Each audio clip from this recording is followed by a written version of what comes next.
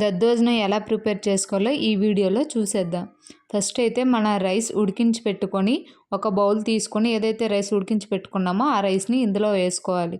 మన రైస్ వండేటప్పుడే కొంచెం మెత్తగా ఉడికించుకుంటే ఇలా మ్యాష్ చేయాల్సిన అవసరం ఉండదు.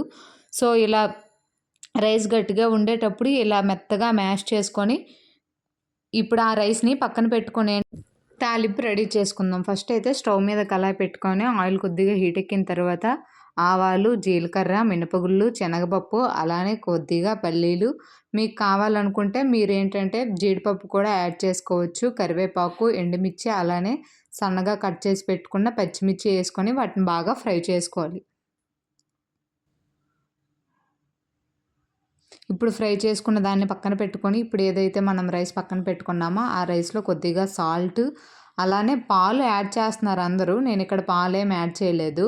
డైరెక్ట్ ఓన్లీ పెరుగున్న కొద్దిగా వాటర్ మాత్రమే యాడ్ చేశాను. సో ఇప్పుడు దాన్ని బాగా సాల్ట్ వేసుకుని దాన్ని పక్కన పెట్టుకొని ఇప్పుడు నేనైతే ఒక 10 రూపీస్ ప్యాకెట్ పెరుగు అనేది యాడ్ చేశాను. ఇలా బాగా వీటిని మిక్స్ చేసుకున్న తర్వాత కొద్దిగా లైట్గా మిక్స్ చేసుకుంటే మనకి తినడానికి ఈజీగా ఉంటుంది, అలానే బాగుంటుంది కూడా.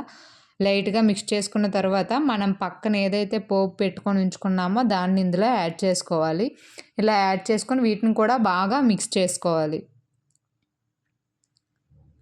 మీకు ఈ పోపులో ఏంటంటే మీకు దానిమ్మ గింజలు వేసుకోవాలనుకుంటే అది ఆప్షనల్, మీకు ఇష్టం ఉంటే వేసుకోండి, లేదంటే లేదు.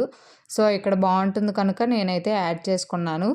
సో మీకు అది నచ్చకపోతే మీరు స్కిప్ చేసేయచ్చు. ఈ విధంగా చూపించినట్టయితే దద్దోజనం రెడీ అయిపోయింది. చూడండి, చూడడానికైతే ఎంత బాగుందో, టేస్ట్ కూడా చాలా అంటే చాలా బాగా వచ్చింది.